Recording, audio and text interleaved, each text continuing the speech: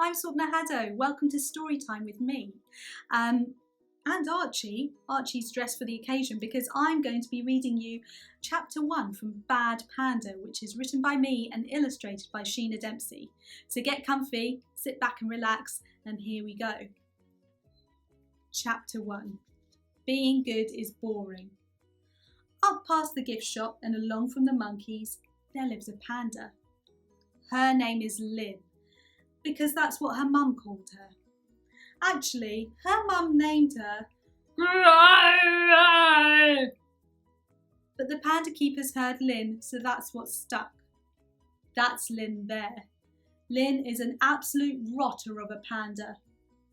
You might be wondering why a panda that cute would be a rotter. Pandas are super duper sweethearts, right? With their super duper kind eyes and their super duper fluffy heads. Isn't that why everyone loves pandas? Well, that's exactly why Lynn was a rotter. She hated being cute. She hated it so much. In fact, Lynn hated most things you would have thought a panda would love. She hated being cuddled. She hated all the oohs and ahs and the drippy heart eyes visitors gave her as they passed by her enclosure. She also hated a bunch of other stuff you might think a panda had no idea about. She hated playgrounds. She hated ice cream, even the jelly-tipped ones. She hated bubbles. Do you want to sit down, Arch? She hated snow days. She hated sand days. She hated sun days. She even hated cozy socks.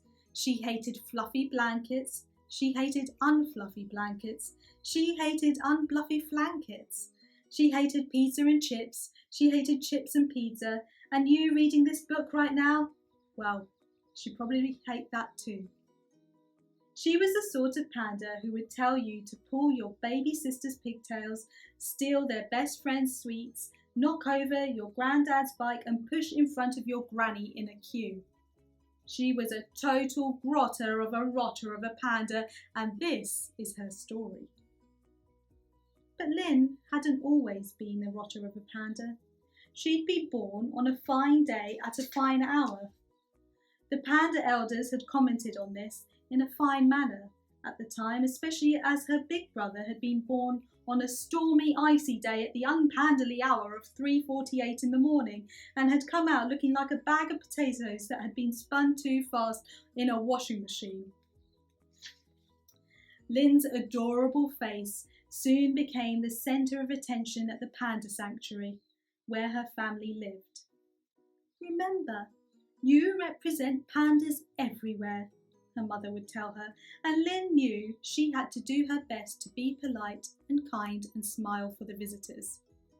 Lynn washed her paws after every poo, she finished her homework on time at panda school, and she even shared her panda cake with the pandas next door. At first, it was fun. Her face was on all the panda posters. People would bring her gifts of bamboo and carrots just for a glimpse of her lovable fluffy face or a chance to watch her do a cute roll off a hammock. But what came easy to other cubs was a huge effort for young Lynn. There was absolutely nothing fun about washing your paws, handing in your homework and sharing cake with the pandas next door. You know what is fun? Washing your homework, handing in your poo and eating all the cake. The burden to be the best panda in the sanctuary weighed heavy on Lynn like a pair of rusty anchors attached to another pair of rusty anchors attached to a pair of rusty knickers. Lynn's most favourite thing to do was to play with her big brother faced like a bag of potatoes. They rolled around in the dirt for hours and hours, whacking each other over the head with bamboo stems, talking about the important things, like whether a panda is black and white, or whether a panda is white and black, and whether Dalmatian dogs were pandas who hadn't eaten enough bamboo, and whether zebras were Dalmatian dogs who had eaten too much dog food. "Let's always whack each other over the head with bamboo," Lynn said. "Always," Face Like a Bag of Potatoes replied. But when Face Like a Bag of Potatoes took a whopper panda dump in the visitor car park, the decision was made by the panda elders to keep him away from his little sister on the other side of the sanctuary, where Lynn could only see him if she jumped on the shoulders of two other pandas to peer past the bamboo trees. The poo was massive, just so you know, colossal in fact. It was so gigantic that it took 98 people 63 hours to clean it up, and there is still a bit of a strange smell when you walk past the car park today.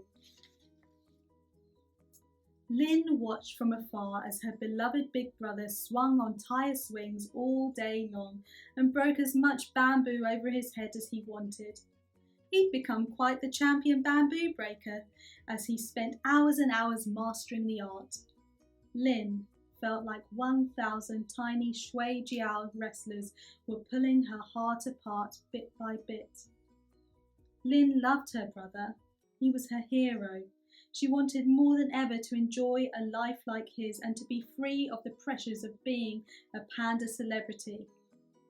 As face like a bag of potatoes flourished in his life of peace, Lynn's fame grew and grew.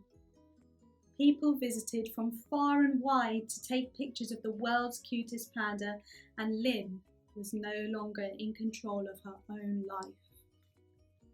Now that's where I'm going to stop reading. If you want to read more, you're going to have to look for the book in your local library or in your local bookshop.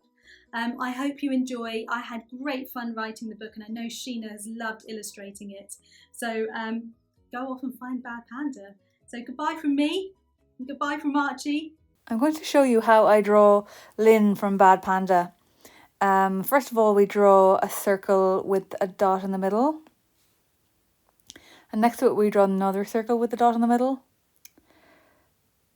And we give her, because she's a bad panda, we give her kind of cross-looking eyebrows. So we give her these kind of scary, starey eyes with kind of cross eyebrows. And then because she's a cute panda, I give her some eyelashes as well.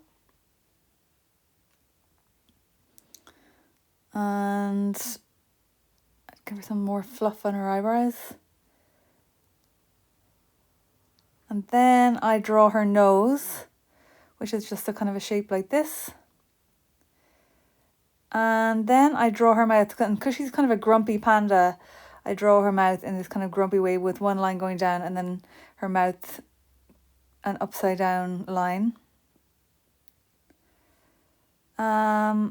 Next I'll draw her bow. So Lynn has her defining characteristic is her cute red bow. So I draw that by doing a circle and then two bow shapes on either side. And then the tail, and I colour that in red. So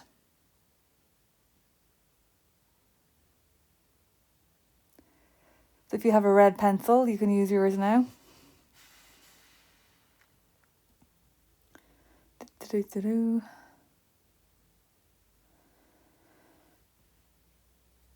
Now the next thing I'm going to draw is her muzzle. That's just a circle around her kind of mouth. And then I'm going to shade in her kind of distinctive panda markings on her eyes. So you just use your pencil for that, or black, whatever you have. Because she wouldn't be a panda without those marks around her eyes. Then I draw her ears. So I draw a semicircle with a smaller semicircle on the inside. And I shade those in. The next thing I do is I draw the fluff around her head. So I do this by drawing different length lines to make it look more kind of organic. So they're not all the same kind of length. They kind of flick out. She's a fluffy, wuffy bear. And then the fluff that goes down the sides of her face, they turn downwards rather than upwards. Rather than sticking out completely, they flow downwards. Down all the way. And they meet in the middle of her, bottom of her chin.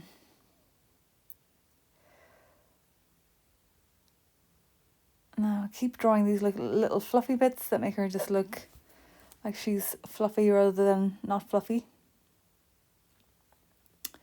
I can draw all those all over her little face. So she's looking quite like a scary, starey, bad panda, I think, by now. Just still drawing a little bit more fluff. And you can draw her saying something if you like. I think that she should say something like, grrr. You can put that in a speech bubble. And there you have your Lynn the Bad Panda from Bad Panda by the brilliant Swapna Haddow.